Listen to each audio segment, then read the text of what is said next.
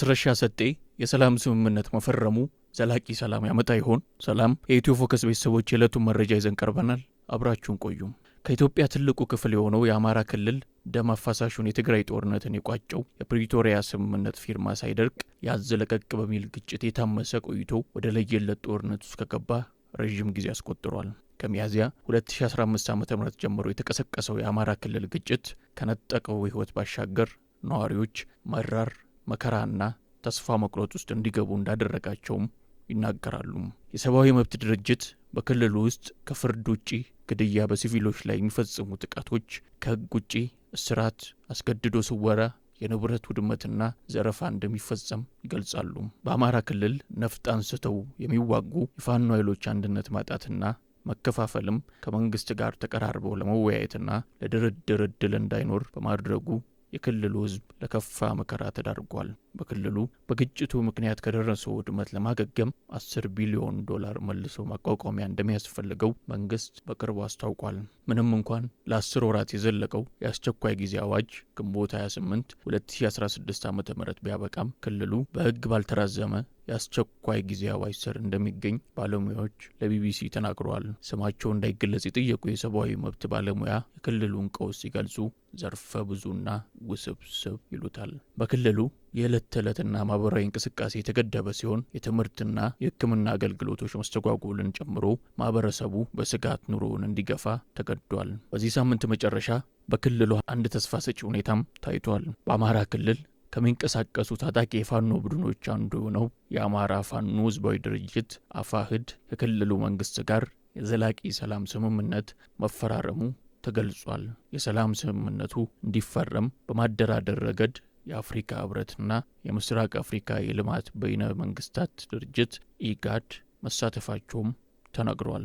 ስምምነቱን የተፈራረሙት የአማራ ክልል ርዕሰ መስተዳደር አቶ አረጋ ከበደና ከአማራ ፋኖ ህዝባዊ ድርጅት በኩል ማስረሻ ሰጤ መሆናቸው ታውቋል። የአማራ ክልል ርዕሰ መስተዳደር በስምምነቱ ወቅት ዕለቱን ለክልላችን ህዝብ የመጀመሪያው ትልቅ የሰላም ኩነት የተካሄደበት ቀን ነው ሲሉም፣ ማስረሻ ሰጤ ደግሞ ማንኛውም ግጭት መጨረሻው ውይይትና ድርድር ነው ማለታቸው ተዘግቧል።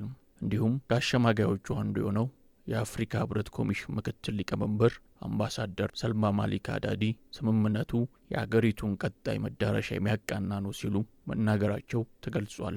ከ5 ቀን በፊት የተለያዩ የማህበራዊ ሚዲያ ገጾች የአማራ ፋኖ ህዝባዊ ድርጅት 2 አመራሮች ከሌሎች አባሎቻቸው ጋር ለመንግስት እጃቸውን መስጠታቸው ሲዘገብ ነበር።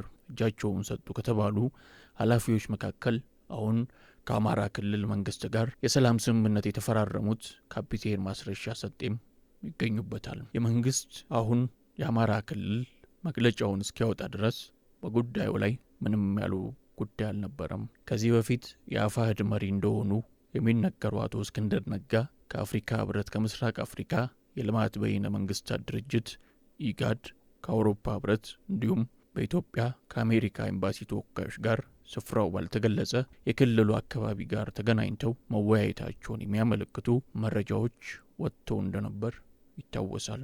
በወቅቱ አቶ እስክንድር ከፌዴራል መንግስት ጋር መደራደር የሚለው ጉዳይ በውይይቱ ወቅት እንዳልተነሳ ገልጾ ነበር። አሁን ድርጅቱን ወክለው ከክልሉ መንግስት ጋር ስምምነት የፈረሙት ካፒቴን ማስረሻ ሰጤ ሲሆኑ በዚህ ስምምነት ውስጥ አቶ እስክንድር የነበራቸው ሚናም አልተገለጸም። ስምምነቱ የክልሉ መንግስት ለሰላም የሰጠውን አማራጭ አካል እንደሆነና ለቀጣይ ህዝብ ሰላማዊ እፎይታ መሰረት የሚጥል ነውም ተብሏል።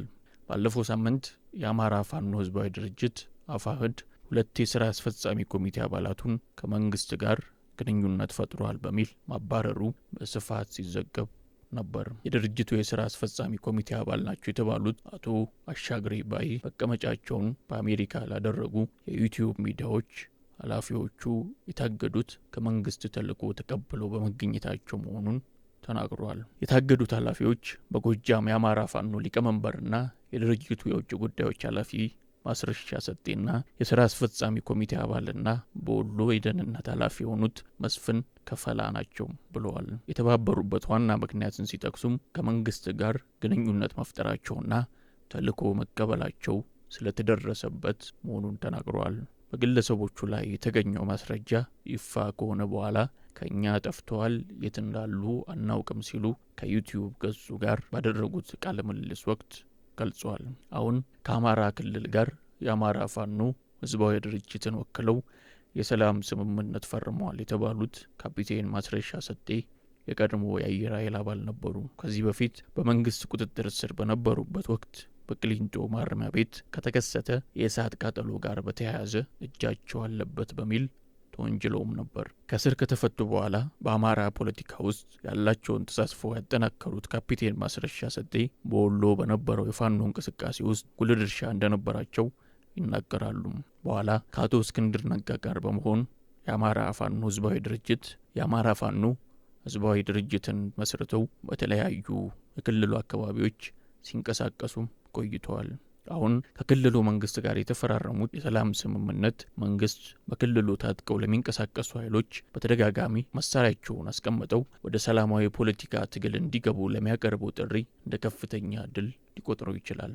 መንግስት በአገሪቱ የሚገኙ ታጣቂዎችን በትኖ በፌዴራል መንግስቱ ኃይል ስር ለማካተትና ወደ ማህበረሰቡ መልሰው እንዲቀላቀሉ ለማድረግ መወሰኑን ተከትሎ በፋኖ ታጣቂዎችና በፌዴራል መንግስት ኃይሎች መካከል በሚያዝያ 2015 ግጭት ተቀስቅሷል።